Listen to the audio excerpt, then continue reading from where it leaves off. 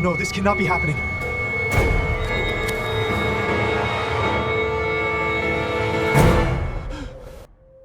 The room is completely dark.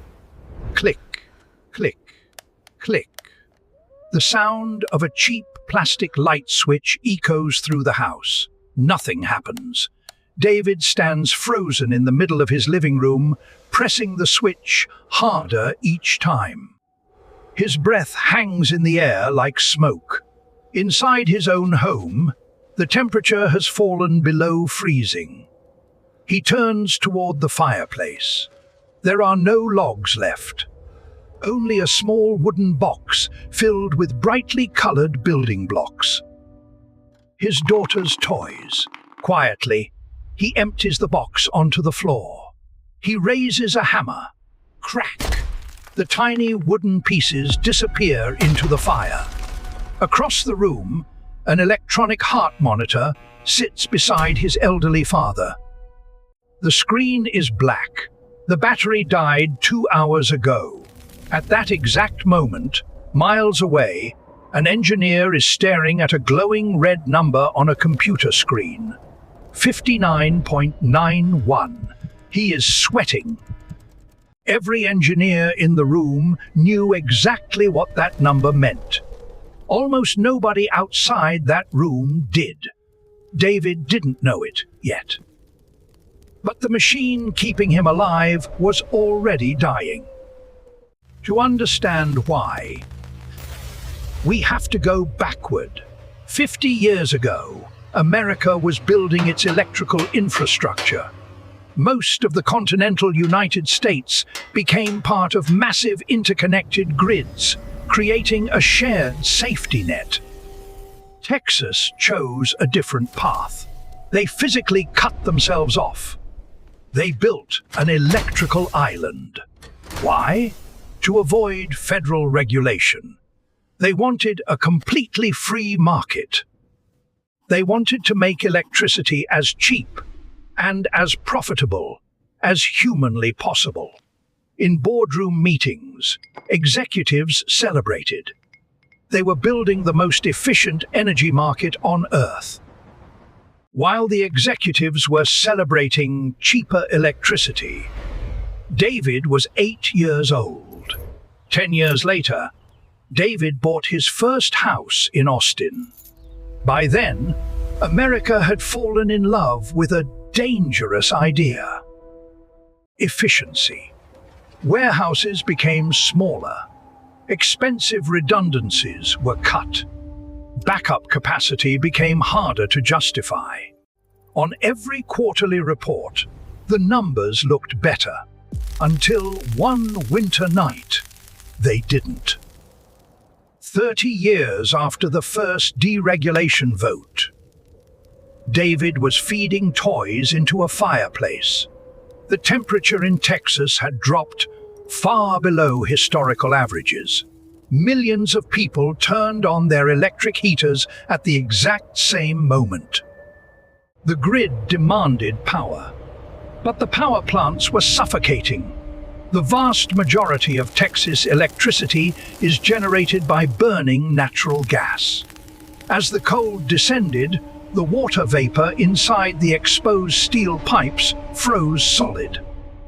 The fuel stopped flowing. The massive power plants shut down. But why were the pipes exposed? Because insulation costs money. That's it. The disaster wasn't hidden. It was budgeted. In another building, years earlier, somebody approved a budget. One signature, one spreadsheet, one decision. David would never know that person's name, but one day he would burn his daughter's toys because of it. Across Texas, families were searching for candles. Inside the control room, nobody was looking at the weather anymore. They were watching a number and waiting to see if civilization could survive another minute. 59.88. David still believes the lights will come back. 59.82. Emergency operators begin preparing for failure. It's a frequency, the heartbeat of the electrical grid. Electricity cannot be stored on a massive scale. Supply must precisely equal demand every single second. When the gas pipes froze, the supply plummeted. If the frequency drops to 59.4, the massive metal generators across the state will physically catch fire. They will melt themselves into slag. 59.71. Nobody inside the control room is speaking anymore. 59.60. There is no backup plan left. 59.50. The decision is made. To prevent itself from burning alive, the machine has an automated defense mechanism. It begins to amputate its own limbs. It cuts power to neighborhoods, to cities, to hospitals, just to keep the core alive. The power didn't go out in David's house by accident. The machine deliberately sacrificed David to save itself. The engineers didn't choose David. The software did. David wasn't the target. He was the calculation. Millions of people weren't abandoned. They were mathematically selected. Texas wasn't unique. It was simply the easiest place to see a much larger pattern. Civilization no longer resembles a castle. It resembles a spider web. Pull one thread, and somewhere else, the web begins to shake. The systems that made humanity wealthier than ever before also made us more fragile than ever before. Every new layer we build creates another dependency. One tiny interruption spreads across an interconnected system like a crack racing through glass. David places the last wooden block into the fire. The flame rises just enough to warm the room for a few more minutes. Tomorrow, the lights will come back. The roads will fill again. Life will slowly return to normal. And that is the greatest danger of all. Because once the crisis ends, people stop asking why it happened. The illusion repairs itself. Until the next time. Tonight, before you go to sleep, walk into your kitchen. Flip the light switch. Listen. That tiny click is one of the most complicated engineering achievements in human history.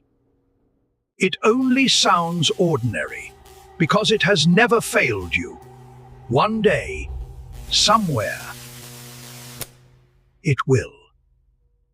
And when it does, people won't remember the blackout. They'll remember everything that disappeared with it. We spend our lives trusting systems we'll never see. History begins the moment one of them stops working. David survived.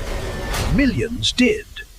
But the system that almost killed them is still running. The past is never truly gone. It simply changes currencies. If you want to understand the hidden forces shaping our future, subscribe to the Macro Historian. We do not just read history, we decode the mechanics of global power. Until the next chapter.